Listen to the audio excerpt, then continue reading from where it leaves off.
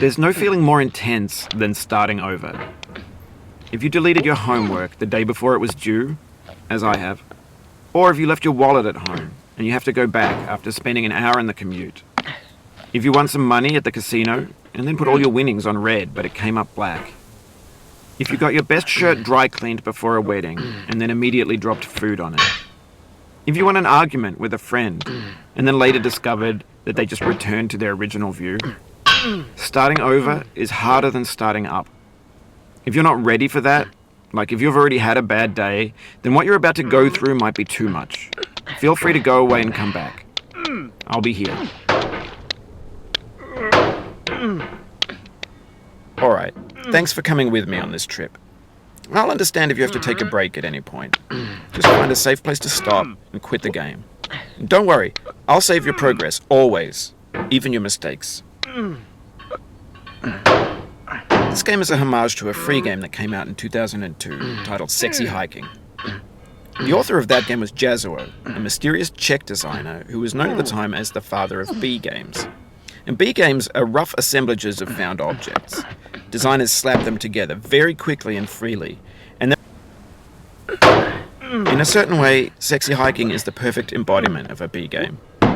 It's built almost entirely out of found and recycled parts, and it's one of the most unusual and unfriendly games of its time. In it, your task is simply to drag yourself up a mountain with a hammer. And that act of climbing, in the digital world or in real life, has certain essential properties that give the game its flavor. No amount of forward progress is guaranteed.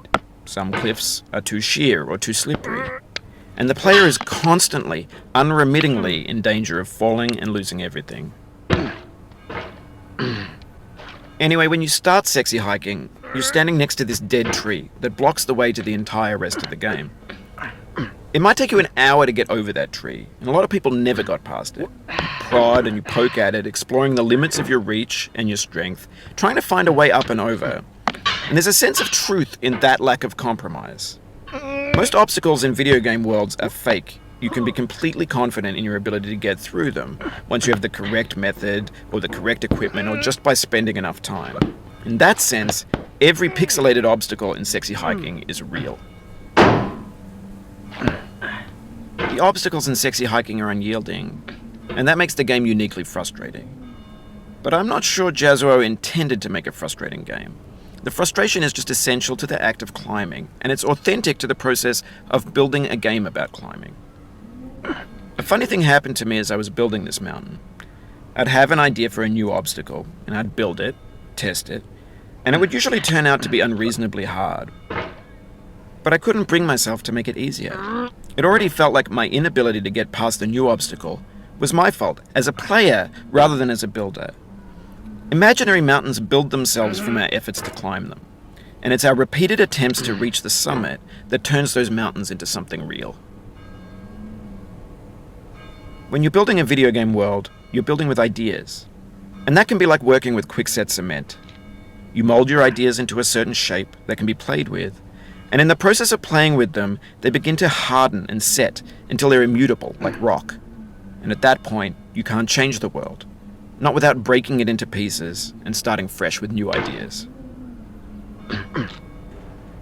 For years now, people have been predicting that games would soon be made out of prefabricated objects, bought in a store and assembled into a world. And for the most part, that hasn't happened, because the objects in the stores are trash. I don't mean they look bad or that they're what we call the internet. It now vastly outnumbers and outweighs the things that are fresh and untainted and unused. When everything around us is cultural trash, trash becomes the new medium, the lingua franca of the digital age. And you can build culture out of trash, but only trash culture. B games, B movies, B music, B philosophy. Maybe this is what digital culture is. A monstrous mountain of trash, the ash heap of creativity's fountain. A landfill with everything we ever thought of in it. Grand.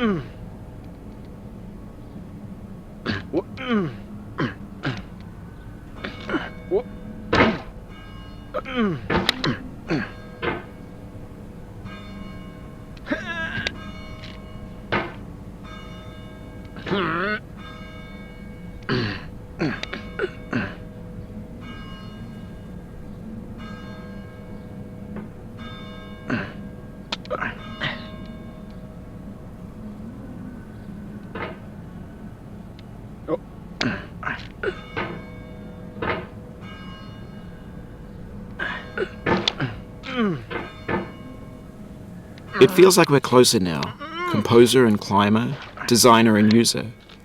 You could have refused, but you didn't. There was something in you that was hidden, that chose to continue.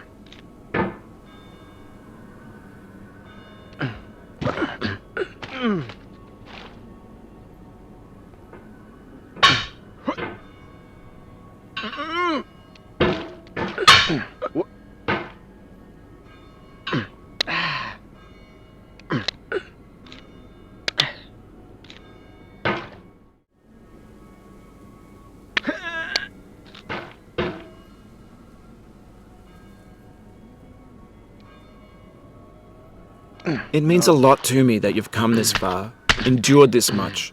Every wisecrack, every insensitivity, every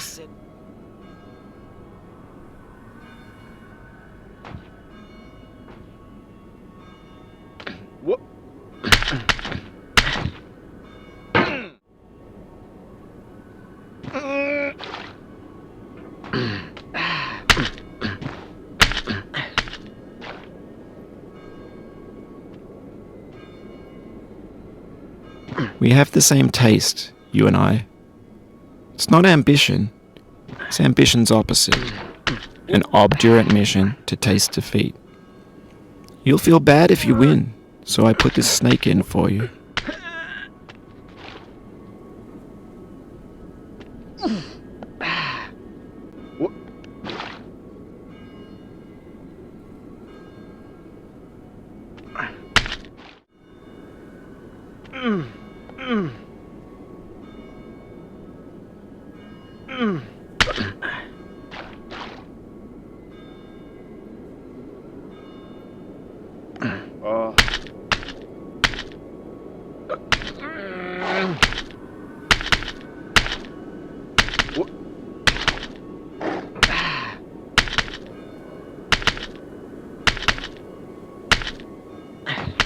Have you thought about who you are in this? Are you the man in the pot, Diogenes? Are you his hand? Are you the top of his hammer? I think not. Where your hand moves, the hammer may not follow, nor the man uphill ascent.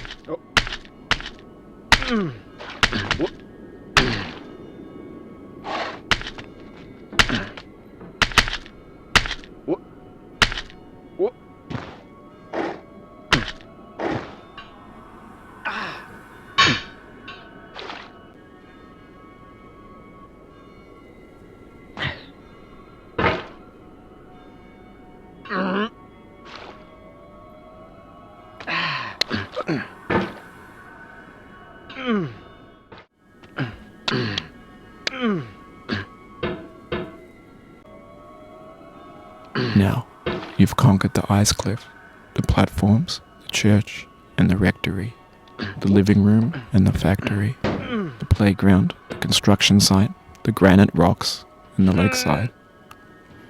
You've learned to hike.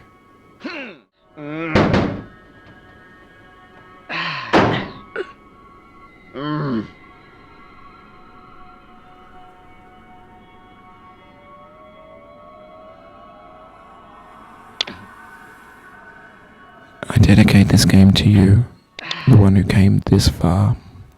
I give it to you with all